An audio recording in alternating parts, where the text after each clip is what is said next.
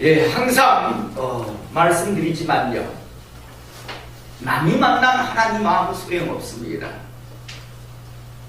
다른 사람이 만난 하나님 암만 들어도요, 나한테는 아무 유익도 없고 나한테는 아무 축복도 없습니다. 저는 오늘 이 시간 철저하게 개인적으로 하나님과의 만남을 갖는 하나님의 사람 되시기를 이 시간 축복합니다. 다 만났어도 나 혼자 못 만날 수 있습니다. 그러면 하나님, 나도 만나고 싶습니다.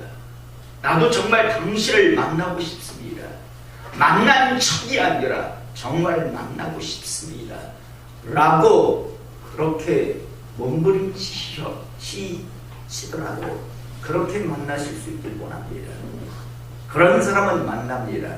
그런데 평생 교회를 다녀도요, 결국 하나님을 만나지 못하고 지옥 가는 사람들이 있습니다. 이런 사람이 어떤 사람인가 하면, 다른 사람은 정말 진짜 만나서 그렇게 신앙생활 하는데 혼자서 만난 척하고 살다가 죽어가는 사람들입니다. 저는 오늘 시간 이곳에 예배드리는 우리 성도들 중에서 만난 척 그런 사람 없기를 다시 한번 축복합니다. 예, 요즘 우리나라 청년들이요, 대학을 졸업하고 취업을 하기가요 참으로 힘들다라고 합니다. 얼마나 어려웠으면요, 하늘의 별 따기 같다라고 그렇게까지 이야기할까요? 마침 저도 저희 아들이 군대를 제대하고 지금 취업을 준비하고 있는 중이라 자세히는 저는 잘 모릅니다.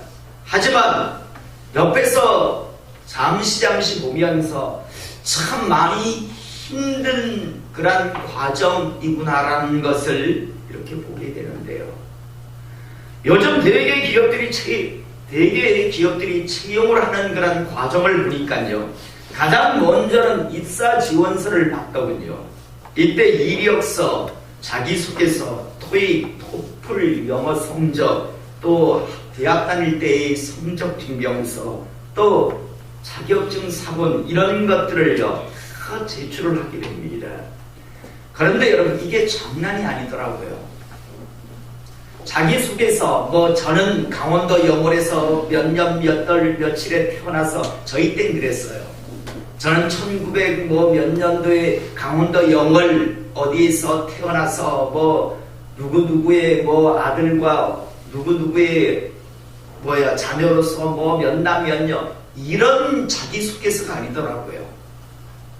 요즘 자기소개서를 적는다는 건요, 정말 다들 막 진을 빼는 그런 과정인 것을 보게 되고요.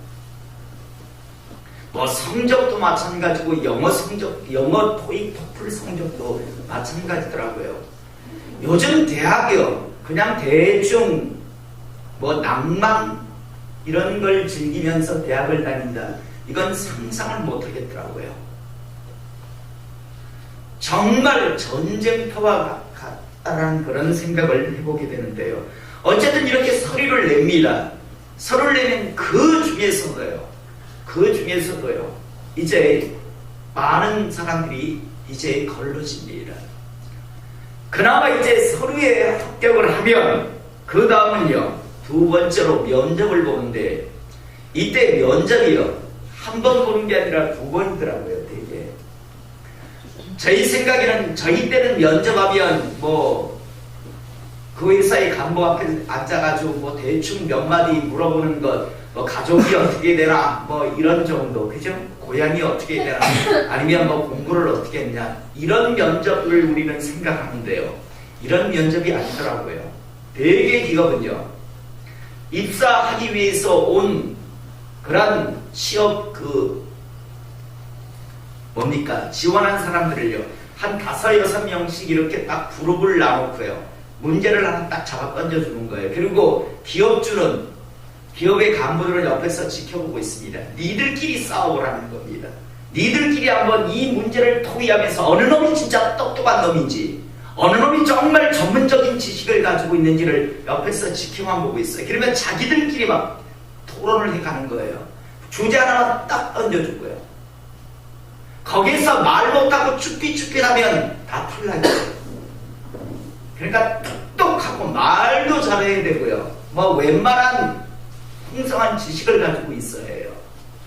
그러니까 뭐 말 못하고 뭐 지식 없고 개인이 한번 뭐 쭈삣쭈삣 하다가 그냥 다 나가 떨어지는 거예요. 그 정말 똑똑한 애들. 그런 애들이 결국은 살아남아서 취직을 하는구나라는 그런 과정들을 제가 옆에서 보게 됩니다. 이야, 정말 힘들구나. 우리 때 뭐 대학을 다니며 뭐 캠퍼스의 낭만, 추억 뭐 이런 것은 요즘은 꿈도 못 꾸겠구나.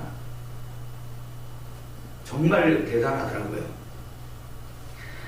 여러분, 참으로 이 시대요.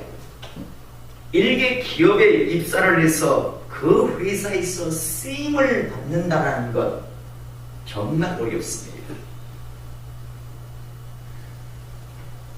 저는 오늘 시간요, 이 시대 일개 기업에 입사해서 쓰임을 받는 것도 힘들지만요, 하나님의 사람으로 정말 하나님의 인정함을 받으며 하나님의 백성으로 살아가는 것 또한 힘들다고 하는 것을 저는 분명하게 알기를 이 시간 소원합니다.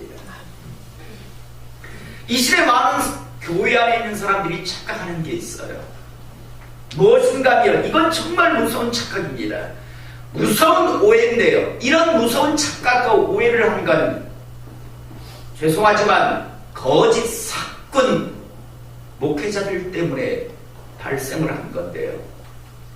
교회만 대충 성경책 끼고 다니면요, 다 하나님의 백성이고 하나님의 자녀고 하나님의 사명자고 나아가 죽으면 다 천국 간다라고 그렇게 듣고 배워봤습니다. 그래서 사람들이 다 그렇게들 알고 있습니다. 그래서 성경책 몇 번, 요즘은 성경책도 잘 가지고 다니지 않죠. 제가 한 번씩 막 신일로 오르는 그런 유혹이 하나 있습니다. 무엇인가 하면 프로젝트 저걸 잡아떼까라고 하는 생각을 한 번씩 합니다. 그리고 교회에 비치된 성경책을 다 치울까라는 이런 생각이요. 교회 오면서 성경책을 안 갖고 다녀요. 우리 교회 성도들은 그나마 나은데요, 집에 버젓이 먼지를 포얗게 쌓이게 하면서도 성경책을 안 가져가요. 교회 가면 다 비치되어 있고, 그리고 프로젝트에서 다 띄워주니까 요즘 성경책을요, 사람들이 교회 오면서 안 가져오려 합니다. 그래서 정말 한 번씩 막 올라가요. 프로젝트대로 뗄까? 성경책 다 치워버릴까? 이건 아닌데, 이건 그냥 부수적으로 정말 좀 더 편의를 위해서 하는 건데, 이것 때문에 오히려 성경책을 안 가지고 다니는 것에 대한 그런 안타까움이 있는데요. 여러분, 이 시대에 많은 사람들이요, 교회만 정말 몇 번 다니냐, 교회를 다니면서 세상 사람들이 야, 저게 인간이야?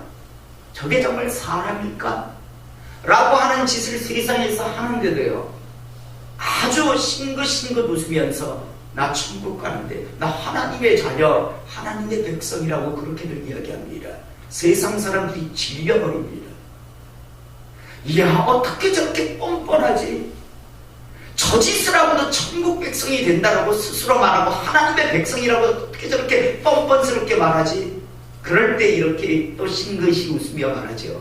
하나님의 은혜, 하나님의 은혜, 하나님의 사랑, 이런 식으로 이야기합니다. 그래서 자기들이 나 하나님의 자녀, 하나님의 백성, 죽으면 나 천국 갈 것이다라고 그렇게 오해하고 착각하고 살아갑니다. 그런데 성경에는 항상 말씀드리지만 그런 말씀이 단 한 절도 적혀있지 않습니다. 여러분, 저는 오늘 이 시간 우리 모든 성도님들이 하나님의 사람, 하나님의 백성, 하나님의 자녀, 하나님의 사명자로 이 땅에서 살아갈 수 있기를 이 시간 축복합니다. 진짜로 그런 하나님의 백성이 될 수 있기를 이 시간 축복합니다. 누가 봐도 넌 하나님의 사람이 맞았어. 사람이 봐도 마찬가지고 하나님이 보셔도 마찬가지고 넌 진짜였어라고 하는 그런 인정함을 받을 수 있기를 이 시간 축복합니다. 여러분, 그런데 제가 항상 말씀드리는 거지만요, 누구나 하나님의 사람, 누구나 하나님의 백성, 하나님의 자녀, 사명자, 천국 백성이 될 수 있습니다. 누구나 다 될 수 있습니다. 그러나 아무나는 아닙니다. 이 사실을 잊지 않길 원합니다. 누구나 다 될 수 있습니다. 남녀노소, 가진 자, 못 가진 자, 배운 자, 못 배운 자, 이것 따지지 않습니다. 중요한 건 진짜인가 가짜인가, 진짜 하나님을 믿었는가 믿지 아니하는가, 이것을 가지고 하나님은 판단을 합니다. 오늘 시간 다시 한번 교회나 왔다 갔다 하다가 스스로 자기 세뇌시키고 자아도취에 빠져서 살다가 결국 나도 교회 몇 번 다녔는데, 나도 교회 그래도 목사였는데, 장로였는데, 권사였는데, 내가 비록 교회에서 뭐 이런 일을 했지만 그래도 내가 그래도 교회를 몇십 년 다녔는데라고 그렇게 마지막에요, 스스로 안 믿어지는 걸 스스로 자기 승인이 시키다가 죽어가는 것 없기를 다시 한번 축복합니다. 여러분, 성경 속에는요, 하나님의 사랑이, 하나님의 백성이 얼마나 되기 힘든가, 어쩌면 이 시대예요. 이 시대에 취업하는 것보다 더 경쟁률이 더 많을 수 있습니다. 더 경쟁률이 치열할 수 있습니다. 한 예를 들자면 여러분들이 너무 잘 알죠. 이스라엘 백성들이 애굽에서 노예생활, 이집트에서 노예생활하고 있었습니다. 그런데 하나님께서 은혜를 주셔서 내가 너희들을 내가 사명자로, 일꾼으로 내가 쓸 마음이 있다라고 하면서 그들을 모세를 지도자로 해서 불러냈습니다. 그리고 광야에서 하나님의 전능하신 능력 많으심을 하나하나 다 보여주셨습니다. 바다를 갈라주셨고요, 먹을 게 없다니까 하늘에서 양식을 내려주셨습니다. 아말렉이 쳐들어오니까 승리케 하십니다. 하나님 앞에 기도하니까요. 철저하게 하나님의 그 하나님 되심, 참 신 되심을 보여주신 그런 하나님께서는요, 무조건 애굽에서 나온 모든 사람을 다 일꾼으로 사용하지 않으시는 것을 우리가 보게 됩니다. 당시 애굽에서 나올 때 20세 이상, 60세 이하의, 다시 말해서 일할 수 있는, 싸울 수 있는 그런 연령대에 있는 남자의 수가 성경에 분명하게 기록되어 있습니다. 60만 3,550명이었습니다. 어마어마하게 많죠. 여자하고 아이들, 그리고 20세 이하, 20세 이상의 남자는 빠지고 딱 일할 수 있는 사람, 전쟁에 나가서 싸울 수 있는 사람의 숫자가 60만 3,550명이었습니다. 자, 여러분, 60만 3,550명을 애굽에서 나온 이후에 가나안 땅에 가서 나의 일꾼이여 일하라, 이렇게 하셨을까요? 마음껏 일하라고 말씀하셨을까요? 아닙니다. 가데스 바네아에서 딱 테스트해 보십니다. 진짜 내 일꾼으로서 살아갈 수 있는가, 이들이 정말 내 사람으로 정말 내 일을 감당할 수 있을까에 대해서 하나님께서 테스트를 해보십니다. 가데스 바네아에서요. 여러분, 이때 60만 3,550명 중에서 합격한 사람은 몇 명이었을까요? 2명이었습니다. 어마어마한 경쟁률이죠. 아니, 이건 경쟁률로 말할 수는 없겠죠. 왜? 하나님께서 내가 60만 3,550명 중에서 가나안 땅에 가서 쓸 사람은 딱 2명이야. 2명의 합격자를 위해서 테스트를 하셨을까요? 지난주 저희 아들이 어디 가서 면접을 봤는데 1,500명에서 15명을 뽑는다더라고요. 그래도 와, 제가 했어요. 1,500명이 지금 1차에 합격하고 2차 면접을 보는데 1,500명이 왔대요. 그런데 15명을 뽑는데요. 그런데 60만 3,550명 중에서 2명이 걸렸어요. 나머지 너희들은 내가 내 일꾼이 못 되겠다. 어떤 사건이 있었는지 잘 아시죠? 정탐을 보냈더니요, 2명만 하나님이 우리와 함께 하시기 때문에 이길 수 있다. 저들은 우리의 밥이다라고 들어가면 된다라고 이야기합니다. 그들이 봉사를 해서 정신병자에서 그런 말을 한 것이 아니라 그들은 하나님에 대한 분명한 믿음 위에 그것을 바라봤기 때문입니다. 나머지는요, 암만 하나님이 보여주시고 가르쳐주셔도 그래도 무서워, 그래도 안 돼, 우리 들어가면 다 죽어, 그러면서 원망 불평을 다 제해버립니다. 딱 2명만 하나님께서 일꾼으로 사용하십니다. 하나님께서 이렇게 성경에 분명하게 말씀하고 있는데도요, 교회에 대충 얼렁뚱땅 다니면 다 하나님의 일꾼이요, 하나님의 자녀요, 하나님의 사명자요, 천국 백성이라고 속입니다. 착각합니다. 여러분, 진짜 하나님의 사람 되시기를 이 시간 축복합니다. 오늘 우리가 읽은 본문 역시도 아주 정확하게 말씀하고 있습니다. 오늘 지금 이스라엘 땅 아래 미디안이라고 하는 나라가 쳐들어왔습니다. 그러다 하나님께서 당시의 지도자를 기드온이라고 하는 사람을 세웠는데 기드온에게 말합니다. 자, 미디안이 쳐들어왔는데 미디안을 대적해서 싸울 이스라엘의 군대를 구성하라. 그래서 나팔을 부니까 각지에서 이제 싸우겠다고 이제 모여듭니다. 여러분, 이때요, 미디안의 군사가 몇 명이었는가 하면 13만 5천 명이었습니다. 13만 5천 명의 군인들이요, 미디안의 군사가 쳐들어왔습니다. 우리가 읽은 거기에 성경에 앞만 봐도 13만 5천 명 안 나옵니다. 그 다음 장으로 넘어가야 나옵니다. 나중에 보세요. 어디 13만 5천 명이 나오자고 지금 다들 찾고 계시는데 거짓말 아닙니까요? 13만 5천 명입니다. 13만 5천 명이 지금 쳐들어왔는데, 자, 저들과 대적해서 싸울 나의 군사가 될, 나의 군대가 될 사람들 나오라고 하니까요, 3만 2천 명이 나왔습니다. 자, 여러분, 우리가 생각할 때, 야, 저쪽은 13만 5천 명인데 겨우 모인 게 3만 2천 명이야, 이것밖에 없냐? 하나님께서 막 책망하실 것 같은데 하나님께서 말씀합니다. 너무 많다. 그래서 하나님께서 1차 테스트를 하라고 하십니다. 1차로 그들을 걸러내라고 검증하라고 하십니다.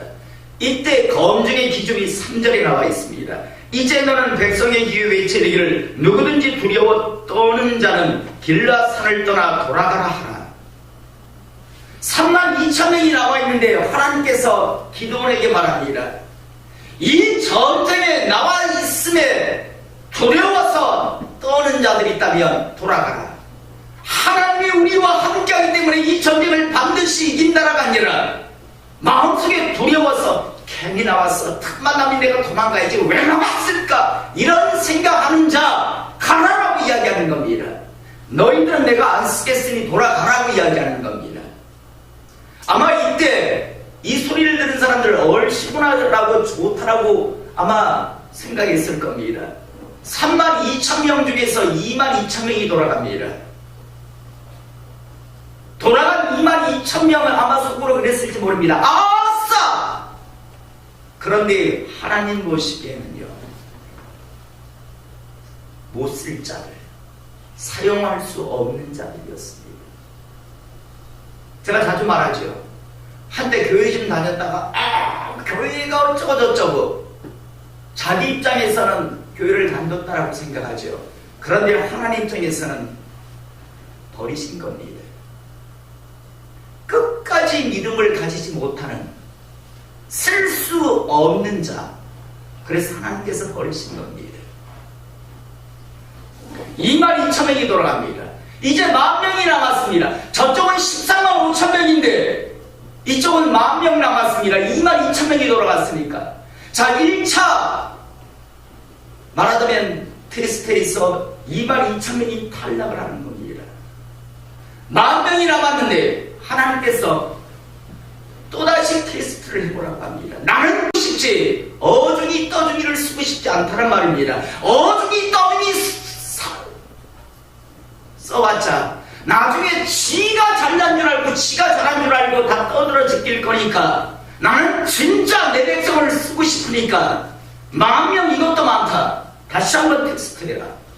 이때 테스트의 그런 기준이요 4절에서 8절까지인데 여호와께서 또 기드온에게 이르시되 백성이 아직도 많으니 그들을 인도하여 물가로 내려가라. 거기서 내가 너를 위하여 그를 시험하리라. 내가 누구를 가리켜 내게 이르기를 이 사람이 너와 함께 가리라면 그는 너와 함께 갈 것이요 내가 누구를 가리켜 내게 이르기를 이 사람은 너와 함께 가지 말 것이라면 그는 가지 말 것이라 하신지라.